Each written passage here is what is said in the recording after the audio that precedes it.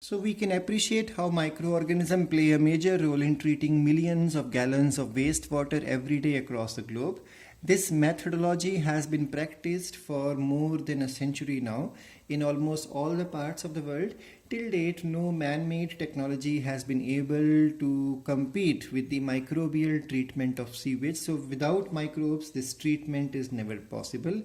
Now we need to even remember one thing, that the Ministry of the Environment and Forest has initiated Ganga Action Plan and Yamuna Action Plan. So I'm reading these lines from the NCERT itself, to save these major rivers of our country from pollution.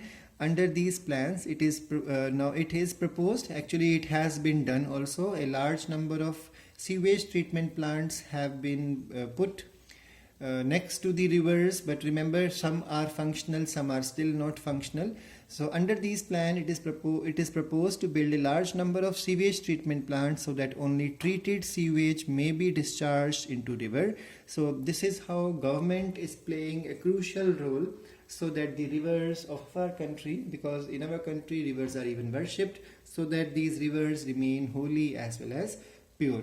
So let's quickly go through the summary of the functioning of sewage treatment plant, because this helps a lot during the board exam time.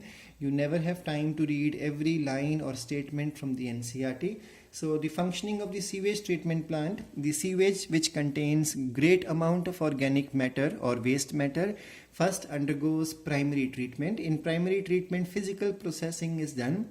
There is sequential filtration to remove floating debris, followed by sedimentation, during which soil small pebbles are removed, and this sedimentation develops primary sludge. This sludge is disposed of by various manner, even used for biogas production, and whatever is left is the effluent, that upper water, which is also called as supernatant.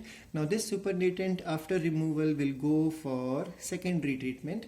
This treatment is microbial processing of the sewage water.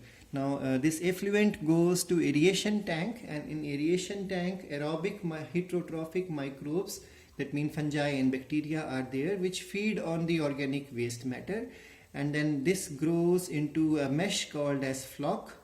Floc is responsible for decreasing the value of BOD, and once the BOD has significantly been reduced, the effluent is passed on to the settling tank, and in the settling tank the floc is going to settle down to form activated sludge.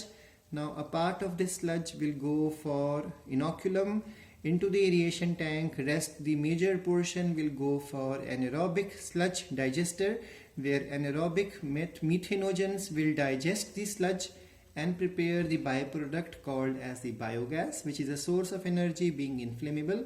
And this water is now more or less quite clear and less polluting. So this effluent is now released into the natural water bodies. Now another point, this effluent will go for disinfectation, or you can say the tertiary treatment if it is supposed to be supplied for domestic purposes.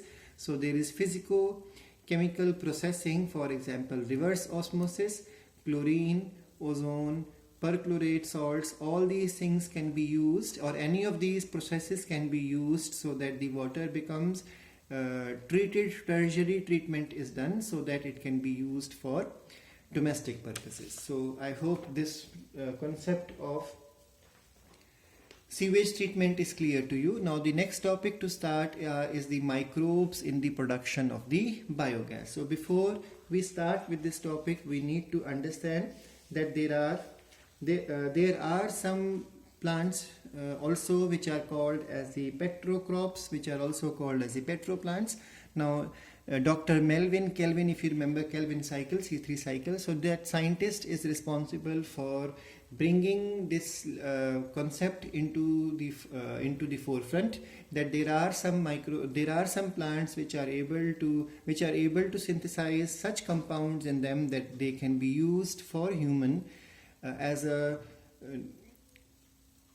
alternative source of energy instead of conventional sources of energy. So these plants basically belong to Apocinaceae family, Asclepiadaceae family, Euphorbiaceae family of plants. Remember, these families are How can you recognize these families? They all are supposed to release milky thing or some liquid type of thing when you try to crush these plants. That means something milky sap will come out from them. So that sap is important for us as a biofuel. So these plants are also, that's why called as petrocrops or petroplants. Now, in the same manner, it has been discovered that there are microorganisms which are able to digest the waste material in anaerobic condition to prepare biogas. A few minutes back we were learning sewage treatment plant, if you remember, and in that plant also I told you that during anaerobic condition or secondary treatment, second step, biogas comes out as a byproduct. So whenever anaerobic conditions are given to the microorganism and then if waste matter is there, biogas production becomes convenient. So there are microbes involved in the biogas production, and we will be learning about that from the NCERT as well as from the notes in the next class.